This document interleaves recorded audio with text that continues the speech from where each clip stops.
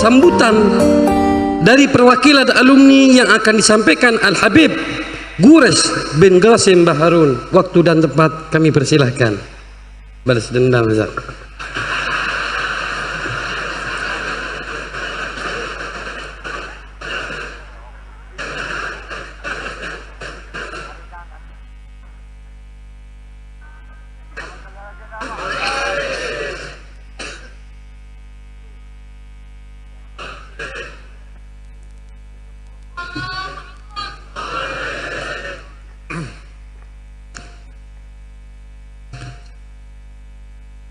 Assalamualaikum warahmatullahi wabarakatuh.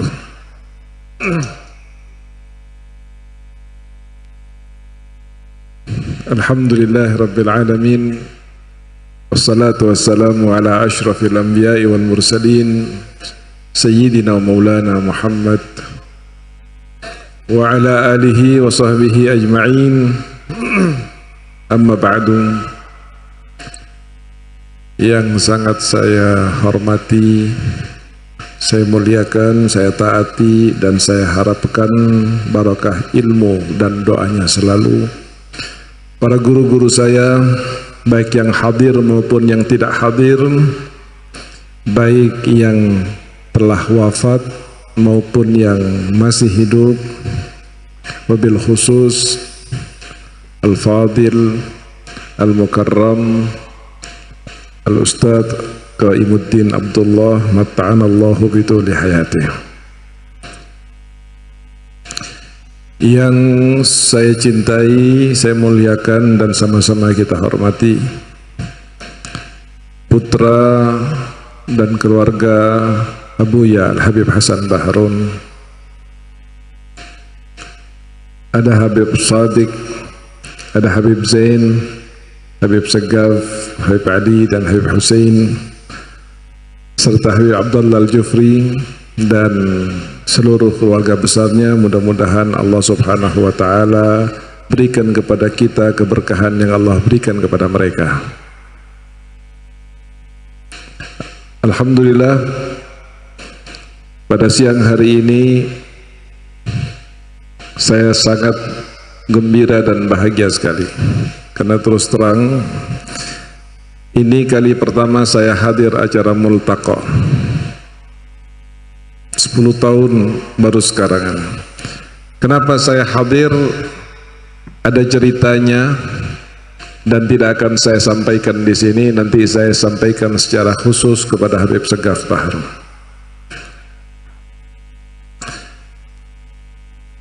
Berbicara tentang Abuya Al-Murabbi Al-Habib Hasan Baharun tidak akan pernah ada habisnya, dan tidak terlalu perlu untuk diungkapkan, karena ketika kita mendengar tentang kebaikan, keluar biasaan baik ilmu, akhlak maupun dakwah, sama halnya seperti kita akan mengatakan kepada orang yang lewat, "Mas, saya kasih tahu ya, itu yang sedang bersinar di atas namanya matahari." Tahsilul hasil.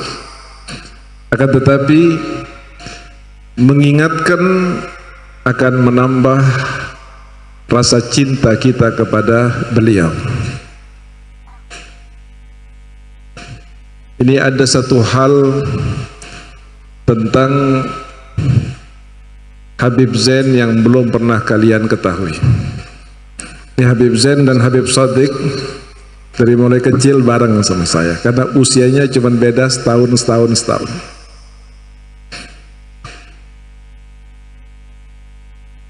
Tapi tolong antum jangan nangis, karena ini sangat menyentuh sekali. Tahun 84, waktu itu tanggal 10 PKI itu apa PKI? Berapa? 30 September. Seluruh santri yang ada ini diperintahkan untuk nonton film Gerakan 30 September di alun-alun sebelah yang sekarang menjadi di lapangan sebelah yang sekarang telah dibeli oleh markas yang sekarang jadi markas, digiring ke sana semua. Yang ada di sini tinggal saya, Habib Zain Baharun, sama satu lagi tata usaha namanya Sayyid Umar Al-Khirit dari Madura.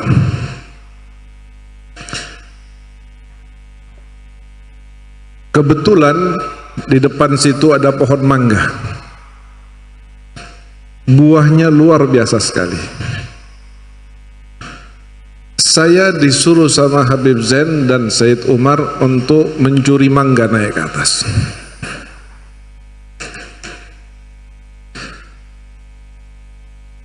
Saya ambil taruh di kaos. Katanya Habib Zain, mumpung tidak ada Abuya. Dipikir Habib Hasan sedang ngawal santri nonton G30 SPKI. Nggak taunya sepeda motor masuk dari situ. Saya ada di atas. Saking setianya Habib Zain, sampai-sampai dia lari meninggalkan saya. Saya diam tidak bergerak di atas, takut ketahuan. Akhirnya ada satu namanya Ali Al-Mahdali dari Pontianak. Persis turun dari motor, beliau berdiri di bawah tangga. Lalu beliau memanggil Ali, "Ali, sini. Ini mangga di atas sudah banyak yang matang." Beliau tidak lihat ke atas. Dalam hati saya, mudah-mudahan Habib Hasan tidak lihat ke atas. Ini mangga di atas sudah matang-matang. Iya, Ustadz. Jadi dulu di Bangil ini tidak ada Habib. Semua habaib maupun kiai dipanggilnya Ustadz zaman waktu itu. Kami pun dulu manggilnya Ustadz. Ali, ini mangga sudah matang-matang. Iya Ustadz. Nanti lihat ke atas. Lihat semuanya. Iya Ustadz. Nanti ente kasih tahu ke Quraisy, karena waktu itu saya ketua keamanan. Jadi sebelum Habib Yahya sama Habib Ali Al-Hamid jadi ketua keamanan, saya yang setiap hari, alhamdulillah, mudah-mudahan diampuni oleh Allah dan oleh kalian semua, 5 rotan setiap malam pasti hancur di masjid ini. Yang kena takzir satu orang 75 kali, 100 kali. Ada pernah dari Pontianak, orangnya hitam, saya lupa namanya, besar, itu kena pukul 115 kali.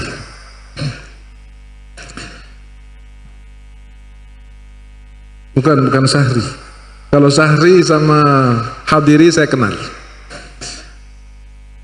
Singkat cerita, ini saya ingin menunjukkan betapa setianya, betapa mulianya akhlaknya Habib Hasan dan betapa setianya Habib Zain Baharun.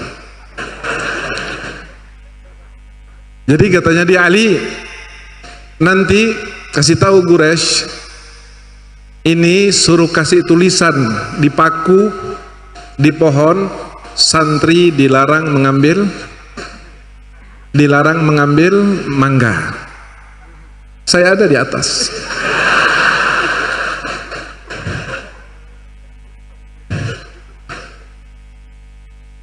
Subhanallah. Satu kejadian, satu kalimat, satu ucapan memberikan 2 manfaat. Pertama, menyadarkan saya bahwa saya salah.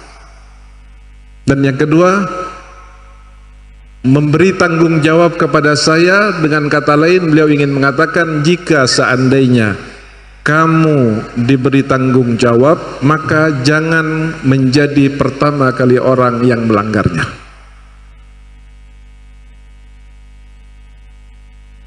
Dicatat sama beliau di bolpen, santri dilarang mengambil Saya nggak tahu melarang atau haram. Dilarang mengambil mangga. Sudah, setelah besoknya saya tempel. Saya sudah tidak berani lagi ngambil. Habib Zain datang ke saya. Hasan, kita rujaan ngambil mangga. Ana bilang, ana tidak berani. Karena sudah dikasih tahu sama Ammi Hasan dan ana sudah malu. Apa isinya? Ente lihat, baca katanya Habib Zain. Santri dilarang mengambil mangga. Kita kan keluarga bukan santri.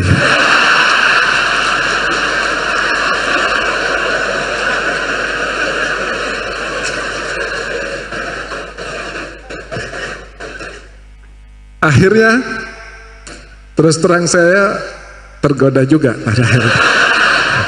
Karena saya pikir ini ijtihad beliau, man ijtahada wa asaba falahu ajrani wa man ijtahada wa akhta'a falahu ajrun wahid. Jadi kita tidak ada yang salah insyaallah. Sama juga seperti Habib Shadiq. Cuman kejadiannya bukan di Dalwa, di Hadramut. Kebetulan waktu kami berangkat ke Hadramut angkatan pertama itu, yang sudah bisa baca kitab, sudah bisa ngajar, sudah hatam alfiyah itu saya, Habib Shadiq, Ustadz Mulkani belum, masih di bawah kita.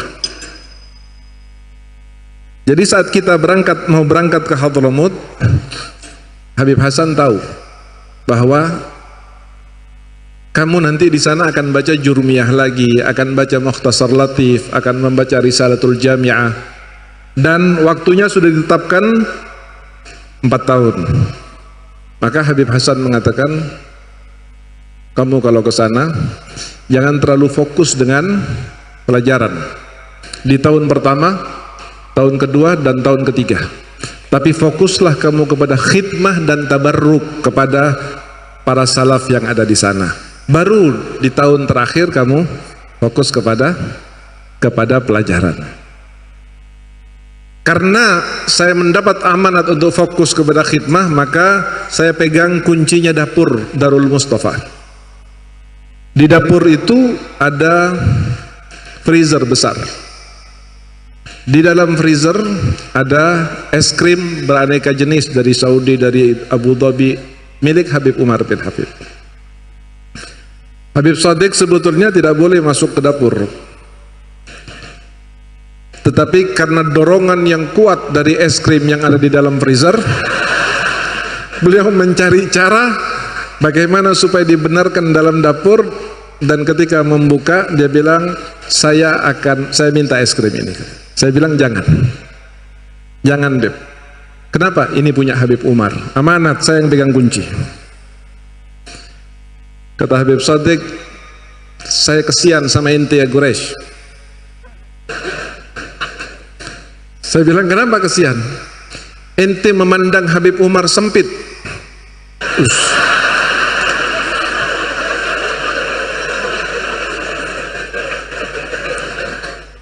Saya bilang, maksudnya sempit apa? Ente melihat Habib Umar hanya sebagai seorang guru, tapi tidak melihat Habib Umar sebagai seorang tua, sebagai ayah. Saya mulai pengalaman dari Habib Zain dulu, mulai berpikir saya. Ini kayaknya ada bakat bersama. Saya berpikir, ini apa kira-kira ini, modusnya apa ini kira-kira? Kata dia, ana wallah yakin ente pengen juga sama es krim. Dia bilang ke saya, Hadramut panas, ada es krim yang seger, punya guru yang hatinya rahmat kayak Abu Ya Hasan. Katanya Habib Shadiq, ayo kita makan es krimnya dengan keyakinan bahwa beliau adalah orang tua kita, dan tidak ada namanya orang tua yang jahat sekalipun akan marah kepada anaknya gara-gara es krimnya dimakan.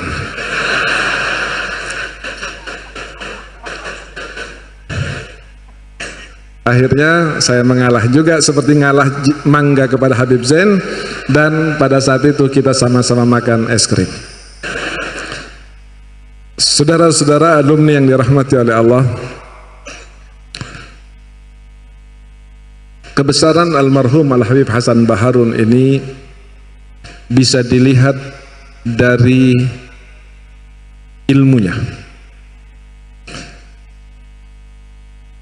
Habib Hasan ini saya tidak terlalu bangga dengan keilmuan, batas keilmuannya. Mungkin kita banyak mendapatkan ulama-ulama yang jauh lebih alim dari beliau. Tetapi di zaman mutaakhir ini saya jarang melihat seorang alim yang diberi berkah dan manfaat ilmunya oleh Allah seperti Al-Habib Hasan Baharun. Sekalian saya sambung dengan masalah akhlaknya. Pernah satu hari saya diajak oleh beliau untuk nganterkan proposal pesantren Dalwa. Dari Tebet naik bajai ke rumahnya satu orang kaya. Kita nunggu 3 jam di kursi panjang seperti security di sebelahnya. Tidak lama alhamdulillah orang ini datang juga. Senang saya lihat Habib Hasan Baharun karena orang kaya ini datang. Dia masuk dengan mobilnya, keluar lalu mengucapkan salam lalu masuk ke dalam rumahnya. Tidak lama santri ajudan atau asistennya mengatakan, ayo Pak silakan masuk, duduk. Dengan membawa proposal yang warnanya hijau tebal, yang pertama kali dicetak untuk Dalwa. Dibawa, keluar orangnya dengan muka yang kurang bersahabat. Kata dia, ada apa Ustaz? Ini anak sedang bangun pesantren begini. Ini proposalnya. Sudah. Ya Ustaz, ana nasihati ente ya, kata dia.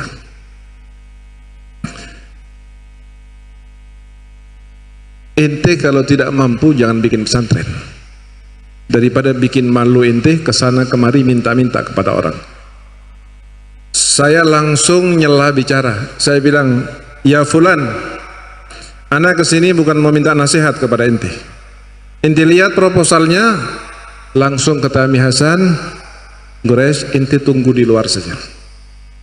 Ente tunggu di luar. Dia tahu kalau saya terus harbata saya dengan orang ini. Karena Habib Hasan tahu saya lebih memiliki watak seperti ayah saya daripada guru saya Habib Hasan Baharun. Maka waktu itu Habib Hasan saat pulang mengatakan, suatu saat kalau kamu punya pondok, tolong ibadahmu tiru ayahmu, karena ayahmu luar biasa ibadahnya. Tapi kalau kamu mau bikin pesantren, tolong tiru saya, jangan tiru ayahmu, karena bisa bubar pesantrenmu. Ada Sarip dari Jakarta, ada dah? Sakit? Oh, itu pernah diadu kepalanya sama satu lagi siapa? Diadu lagi kepalanya di masjid sama Abah. Waktu itu Habib Hasan lagi di Mekah, yang ngurusin peraturan dan pelanggaran ketertiban Al-Walid waktu itu. Ada satu nonton bioskop, nggak pakai dikasih tahu. Kalau biasanya kalau Habib Hasan kan dipanggil, ente datang dari jauh-jauh, kasihan Walidah, ini bioskop tidak bagus ini. Walid enggak, tal, ente nonton sama siapa? Sama ini, dipegang kepalanya diadu. Kata Habib Hasan, kalau ente mau bangun pesantren tiru saya, tapi kalau ente mau ibadah tiru Walitek. Tahu betul, sehingga saya bilang, Gures, ente tunggu di luar, jangan tunggu di sini. Saya liatin,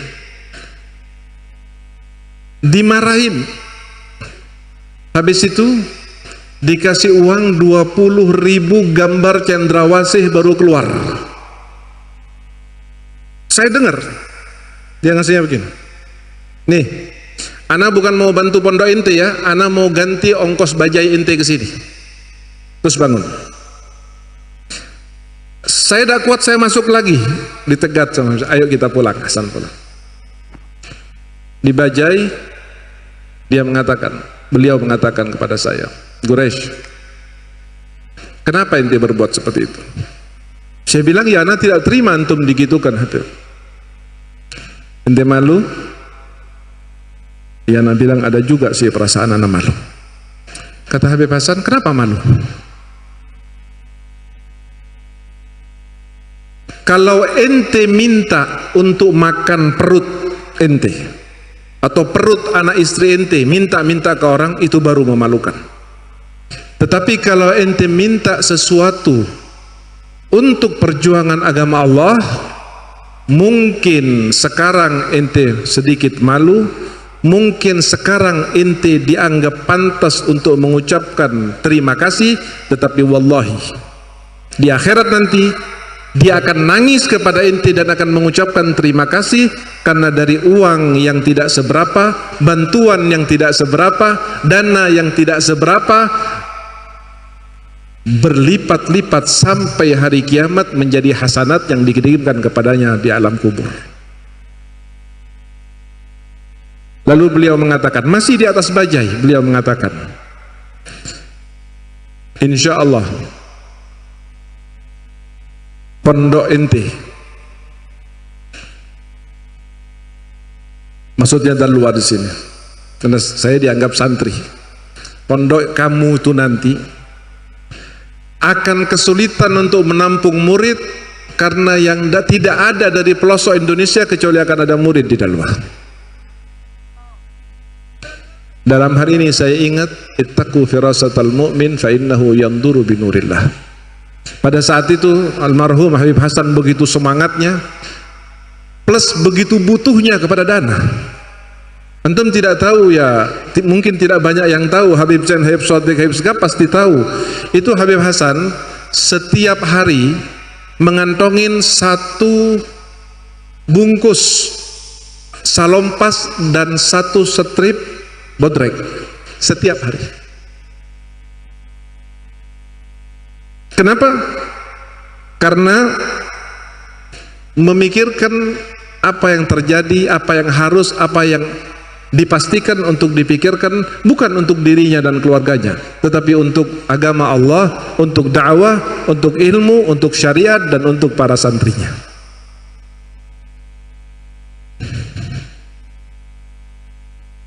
Pernah di akhir Sya'ban, saya duduk bertiga dengan Habib Hasan, Umar Khirit, dulu tata usaha. Itu ketika dihitung, dipersentasekan dalam 1 tahun dari murid yang ada, yang bayar hanya 7%. Yang bayar hanya 7%. 93%-nya setiap hari siapa yang nanggung? Ya ikhwan, orang punya 2, 3, 4 anak saja pusing kepalanya. Al-Habib Hasan tahammal untuk menanggung luar biasa beban yang tidak bisa dipikul oleh siapapun dalam kondisi seperti Habib Hasan Baharun, terkecuali ada inayah dan ma'unah dari Allah Subhanahu wa ta'ala. Dan alhamdulillah sekarang kita melihat bagaimana Darul Lughah wa Da'wah menjadi salah satu bahkan ikon terbaik pendidikan agama secara nasional terbaik. Namun bukan berarti kita harus bangga begitu saja kepada Al-Habib Hasan dan kepada Dalwa. Namun tidak ada Dalwa terwujud seperti ini terkecuali lalu kalian menikmati pendidikannya, menikmati tarbiyahnya, terkecuali ini perjuangan dari orang-orang yang telah lalu. Dan insyaallah Dalwa ini ila yaumil qiyamah. Gulu amin. Insyaallah ila yaumil qiyamah. kalau bukan kita pada saat ini yang mempersiapkan, membantu mempersiapkan terwujudnya dalwa yang lebih baik dan lebih menampung, maka anak cucu kita siapa kelak, di mana kelak akan belajar dan ingin meneruskan langkah ayah-ayah dan ayahnya. Pada kata itu tidak berlebihan jika seandainya saya melihat, wallah, ini mah benar. Ini berapa lama Habib Zain? Sudah berapa lama? 2 bulan. Saya sebagai salah satu alumni Dalwa merasa berdosa kalau 2 bulan ini masih seperti ini. Tetapi mudah-mudahan Allah Subhanahu wa taala akan memberikan keluasan kepada kita agar kita bisa menyenangkan Al Habib Hasan Baharun sebagaimana dulu beliau telah menyenangkan kita. Anda pikir Anda sekarang bisa eksis di masyarakat, dikenal di masyarakat, dicintai oleh orang karena Anda atau ayah Anda, karena latar belakang keluarga Anda? Wallahi tidak. Anda menjadi seperti yang sekarang ini karena berkah daripada Al Habib Hasan Baharun dan pesantren Dalwa. Itu yang telah beliau berikan kepada kita. Pertanyaan selanjutnya, apa yang akan kita berikan kepada beliau dan kepada pesantren yang telah membuat diri kita bermanfaat dalam kehidupan ini? Hadirin yang dirahmati oleh Allah. Terakhir, tentunya kita semua ingin menjadi murid-murid dari Abuya Hasan Baharun, ingin menjadi anak-anak yang soleh dari Abuya Hasan Baharun. Betul apa tidak? Betul apa tidak? Binassil hadith, apabila ada seorang murid, seorang anak yang mendoakan orang tuanya, maka dia adalah waladun saleh. Sementara banyak sekali yang mengatakan bahwa guru lebih besar hak dan lebih agung bagi seseorang daripada orang tua kandungnya. Maka dari itu,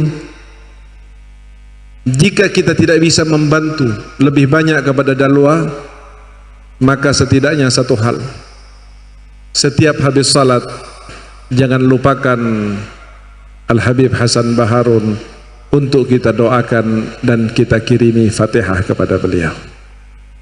Al Habib Ali bin Abdurrahman Al-Masyhur pernah berkata, man qala Allahumma salli wa sallim wa barik wa syarrif wa karrim ala sayyidina Muhammad an-nabiyil kamil wa ala alihi salatan la nihayata laha kama la nihayata li kamalika wa adada kamalih wa ahda thawabaha lil mayyit anqadhahu Allahu walau min qa'ri jahannam. Ini doa minimal. Salawat ini pendek. Saya mewakili dan atas nama santri Dalwa, tolong catat salawat ini, dan setiap habis salat jangan pernah meninggalkan pemberian hadiah salawat ini untuk Al Habib Hasan Baharun. Insya siap nak? Yang paling akhir, bahwa Habib Hasan Baharun ini punya saudara 3. Paling tua saudara kandung, jadi kebetulan kakek kami nikahnya hanya 1, tidak seperti cucu-cucunya. Paling tua Habib Hasan Baharun, abahnya Habib Zain, Habib Segaf, Habib Sadiq. Nomor 2 Habib Qasim Baharun, ayah saya, ayahnya Habib Mikdad Baharun. Dan yang ketiga Habib Mustafa Baharun, ayahnya Abdul Mun'im, Ustadz Abdul Mun'im, ayahnya Ustadz Hadi bin Mustafa Baharun. Saya hakul yakin, kalau ditanya, saya hakul yakin, kalau anda semua alumni Dalwa ini bertanya kepada Habib Hasan Baharun, Habib, kalau saya baca doa buat antum saja, tidak melibatkan Habib Qasim dan Habib Mustafa, atau baca doa dengan menyebutkan melibatkan Habib Qasim dan Habib Mustafa, kira-kira antum lebih bahagia dan lebih senang mana? Kira-kira jawabannya apa? Yang pertama apa yang kedua? Yang pertama apa yang kedua? Pasti yang kedua. Oleh karena itu, ketika mendoakan Habib Hasan Baharun, maka adalah merupakan kebahagiaan bagi almarhum Al-Habib Hasan Baharun untuk juga memberikan keberkahan doa kalian kepada kedua orang tua kami, yaitu Al-Habib Qasim Baharun dan Al-Habib Mustafa Baharun. Demikian saudara yang dirahmati oleh Allah. Mudah-mudahan Allah Subhanahu wa taala memberkahi kita semua. Mudah-mudahan Allah Subhanahu wa taala akan memberikan ridhonya Al-Habib Hasan Baharun kepada kita semua, dan mudah-mudahan semua baik yang sudah maupun yang masih belajar maupun yang akan belajar akan diberikan oleh Allah Subhanahu wa taala keberkahan ilmu dan keberkahan serta kemanfaatan. Amin ya rabbal alamin. Wal afu minkum. Wassalamualaikum warahmatullahi wabarakatuh.